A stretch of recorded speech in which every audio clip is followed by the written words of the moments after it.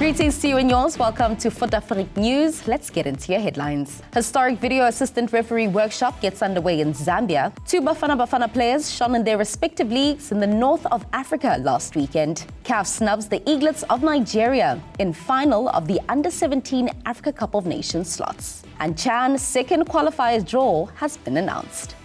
Let's start over here. A Football Association of Zambia video assistant referee workshop commenced in the Zambian capital Lusaka on Monday, bringing together 40 men and female referees for an intense 5-day training program.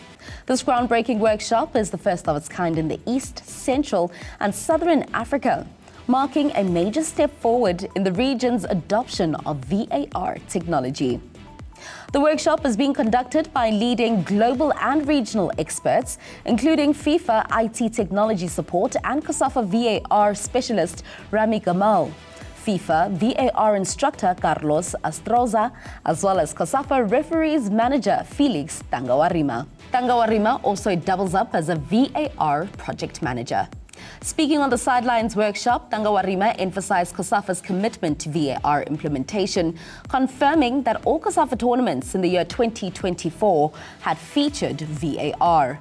Zambia is the first country in Central, East and Southern zones to get the proper VAR project roll out, and it was anticipated that every single referee will do a minimum of 25 hours of training. Tangawarima also said the training program is vital in preparing and equipping Zambian referees as the Zambian Super League gears up to introduce VAR in the upcoming season. Moving along, two South African footballers made headlines in North Africa last weekend with standout performances in their respective leagues. Elias Mokoena played a pivotal role as Esperance Sportif de Tunis secured their 7th Super Cup title with a 2-0 victory over Stade Tunisien at the Stade Hamadi Agrebi out in Tunis. Mokoena opened the scoring within the 59th minute before Algerian international Youssef Belali sealed the victory within the 84th minute. This victory marks Mokwena's first major trophy out in North Africa. Meanwhile, Cassius Mailula continued his impressive form with Wydad Athletic Club, scoring the opener in their emphatic 5-1 victory against Chabab. This is in the Moroccan League. Mailula's header broke the deadlock within the 33rd minute, setting the tone for Wydad's dominant performance. His consistent displays earned him the club's Player of the Month award for January. Wydad's victory moved them into second on the log standings with 39 points, intensifying the race for the CAF Champions League spot.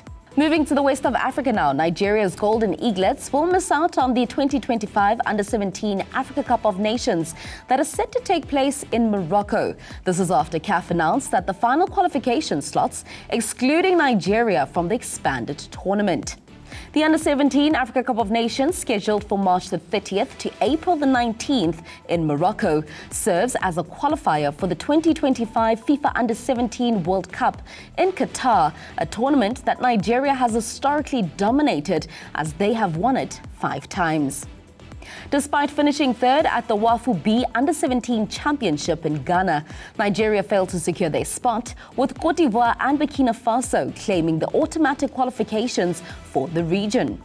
This exclusion marks the second consecutive time that Nigeria will miss out in the Under-17 World Cup, a significant setback for Nigeria's age-grade football. CAF allocated the available slots to Gambia from Zone A of WAFU, Tunisia, the host region, Somalia from CECAFA, and South Africa, who's from COSAFA. The final 2 spots will be filled by the top teams from UNIFAC region qualifiers, currently underway out in Cameroon. The anticipation for Nigeria's inclusion stemmed from FIFA's decision to expand Africa's Under-17 World Cup slots to 10 teams, but CAF opted for a different distribution strategy, leaving Nigeria out of this prestigious competition. Well, it's that time where we bring in an esteemed journalist, specifically Thokozisi Dube, to break down as to what's happening in the world of African football news. You can also follow him out at Far Posts as he writes and keeps his finger on the pulse as far as all things are concerned African football-wise. Sabonamto.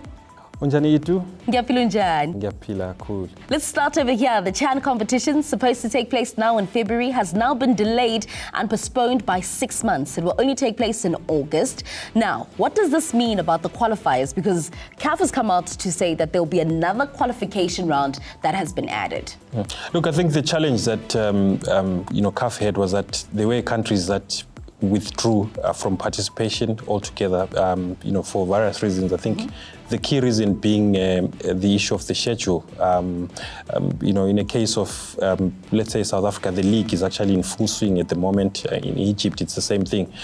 So the leagues were not going to pause to make way for the Chan. I mean, I know in Congo, they've not played games for almost a month because they had actually paused the league for that purpose. Yeah. So now that the competition has been moved to August, the countries have come back in more exciting. So it means when these countries do qualify, they will be added on to the ones that are already, the groups that are already existent. And it will be an even more fierce fight for the prize money of $3.5 million US, which is about 65 million rands. Yeah. So it gets more exciting. It gets really exciting. So just to clear the air, the qualified teams don't have to worry. There will just be more teams that get to be added onto the list of those who will be participating within that competition. Player availability, because now what's going to be played in August as opposed to February, we know many leagues then restart at that time of the year. Yeah, absolutely. I think it makes a lot of sense because usually a lot of leagues start with, in South Africa, you start with an MTN 8 competition. In Tanzania, you start with the Community Shield. So you can afford to move those type of games around and just make way for the Chan. So I think it makes a lot of sense. And I do think it's a good platform for especially for young players that are playing in their countries that want to impress scouts, because there will be a lot of scouts from clubs around the continent and also from overseas, just to see if they can get some good talent. Yeah, and many for these players, it is an audition for them to actually put up their hands for their respective countries to go to the AFCON. Absolutely. It comes in August, just a few months before the AFCON in Morocco, so it's going to be very interesting. Well, there you have it. Later on this year, Chan is going to be heading to Uganda, Kenya and Tanzania. Not happening anymore now in February, but it will be in August. Let's move our attention to this now, Mto. Now, Wydad Casablanca seems to be doing fairly well. They're finding their rhythm. Coach Rulani Mokoena at the helm of things. What is being done differently now? Because they find themselves in second with 39 points. Look, I think they made some good signings in January. I think one of them being Temrinkosi Loch, former Orlando Pirates and Sundowns striker. They also signed Mehdi Benabid from AS FAR Rabat, top goalkeeper. And I think when I look at how they played in the early stages of the season, I thought they needed a goalkeeper that could actually play out from the back and be part of the build-up play. And Mehdi plays for the national team of Morocco. He's exceptional when it comes to the ball with his feet. And I do think the players are beginning to understand how Coach Rulani wants to play. But there's a big gap between him and the log leaders who are RS Berkane. A gap of 13 points. But I think the motivation for him would be getting that CAF Champions League spot and getting back on the continent. Yeah. And later in the year, going to the FIFA Club World Cup. I was about to say that squad rotation is going to be very vital. You spoke about him making good signings. Cassius Mailula, Player of the Month. That's a good one. He's been incredible, I think, and I think he needed this after struggling to find his feet in the MLS. He's come in and in 22 games he's scored 3 goals. He's got 5 assists. His most recent goal was over the weekend, last weekend. So I think it's a very good run for him, and I think he's gonna grow stronger in that league. Well, I'm going to call you a medium, right? Last week you said there were talks for Tadeo from Kaizer Chiefs, and it's come to pass. It's actually something that has been signed, sealed and delivered. Al Ittihad has officially welcomed the Botswana international. Yeah, and I think it's a very good move for him. If you ask me if it was good for Chiefs to let him go, I know a lot of people would be looking at the result against SuperSport, where 3 of the goals actually came from that left wing that Tadiaone Ditlokwe used to occupy. And obviously a big loss for Chiefs. They are now left with an Edmilson Dave, the Mozambican international, who's still struggling a bit to get match fitness after a long injury layoff. Bradley Cross, their new signing from Golden Arrows, has struggled. He's not doing very well in that position. Can I say umlilo mabeb? You know? But when you now look at it from a business point of view, it makes a lot of sense. I mean, you sell that kind of player for $400,000 US. I mean, that's about 7.2 million rands. I think it's a good return. They're able to go into the market and get another left back, and I do know there is a left back that they're looking at who's based in Portugal.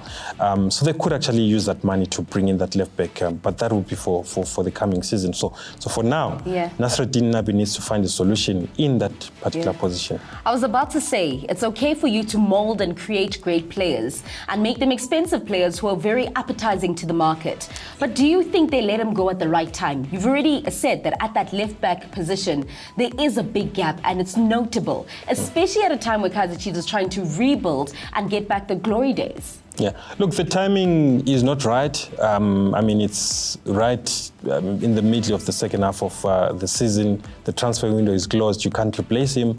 It means you need to do with what you have at your disposal. But I think the challenge that they also faced was that the player wanted to go. You know, he was a bit frustrated because of what happened at the start of the season. I mean, last season, Ditloko was a regular, playing 21 games, and this season, he's only played about 8 games, so he was frustrated. He wanted to leave, so they couldn't stand in his way.